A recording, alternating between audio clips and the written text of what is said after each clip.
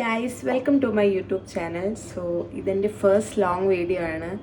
അപ്പോൾ അത് കുറച്ച് സ്പെഷ്യലാക്കി. ഇന്ന് എൻ്റെ മോളുടെ പിറന്നാളാണ്, ബർത്ത് സ്റ്റാർ. സോ അതിൻ്റെ വിശേഷങ്ങൾ ഒന്ന് ക്യാപ്ചർ ചെയ്ത് വെക്കാമെന്ന് വെച്ചു. കാരണം വലുതാകുമ്പോൾ അവൾക്ക് തന്നെ കാണാമല്ലോ. അപ്പോൾ അതാണ് ഇന്നത്തെ വീഡിയോ. ബർത്ത്ഡേ ഗേള് ഇവിടെ ഇരിപ്പുണ്ട്. ഹാപ്പി പിറന്നാൾ, ഹാപ്പി പിറന്നാൾ മുത്തേ, ഹാപ്പി പിറന്നാൾ. അമ്പലത്തിൽ പോകാൻ കുളിപ്പിച്ച് അവിടെ ഇരുത്തിക്കുകയാണ്. ഇനി അവളെ ഡ്രസ്സപ്പ് ചെയ്യണം. അപ്പോൾ അതാണ് ഇന്നത്തെ കുട്ടി വീഡിയോയിലോട്ട് എല്ലാവർക്കും സ്വാഗതം. നൈനു കുംഭമാസത്തിലെ അശ്വതിയാണ്. ഈ ഫ്രോക്ക് നൈനുവിൻ്റെ നൂലുകെട്ടിൻ്റെ ഫ്രോക്കാണ്. അന്ന് അവൾക്ക് കുറച്ച് വലുതായിരുന്നു. ഞാൻ ബിഗ് സൈസ് നോക്കി വാങ്ങിയതാണ്.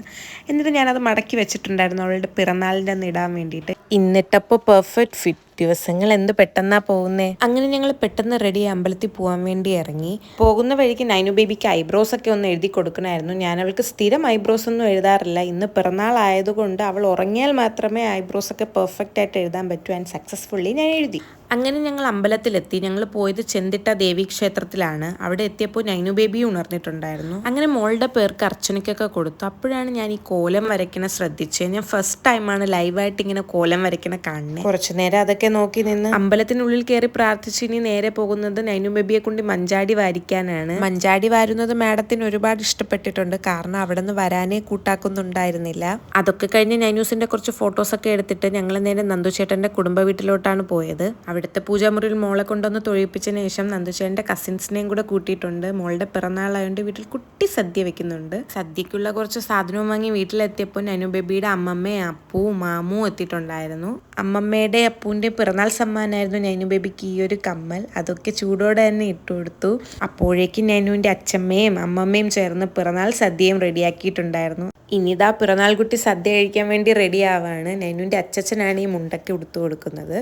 ആദ്യമായിട്ട് ഇല വെച്ച് സദ്യ കൊടുക്കുമ്പോൾ അത് അവൾ എങ്ങനെ കഴിക്കുമെന്നുള്ള എക്സൈറ്റ്മെന്റിലായിരുന്നു ഞങ്ങൾ എല്ലാവരും. പൊതുവെ ഭക്ഷണം കഴിക്കുന്ന കാര്യത്തിൽ കുറച്ച് മടിയുള്ള കൂട്ടത്തിലാണ് നൈനു. അതുകൊണ്ട് തന്നെ ഞാൻ എക്സ്പെക്ട് ചെയ്തത് തന്നെയാണ് അവിടെ നടന്നത്. അവൾ ഭക്ഷണം എല്ലാം വാരി എറിയുകയായിരുന്നു. ഒരു വാ പോലും കഴിക്കാൻ ശ്രമിച്ചില്ല. പിന്നെ എനിക്കൂടി അവൾക്കൊപ്പം ഇരിക്കേണ്ടി വന്നു. ഞങ്ങളുടെ കുറച്ച് റിലേറ്റീവ്സിനെയും കൂടെ നൈനു ബേബിയുടെ പിറന്നാൾ സദ്യ കഴിക്കാൻ വിളിച്ചിട്ടുണ്ടായിരുന്നു. പക്ഷേ ഈ തിരക്കിൻ്റെ ഇടയിൽ എനിക്ക് ആ ഫുട്ടേജ് ഒന്നും എടുക്കാൻ പറ്റിയില്ല.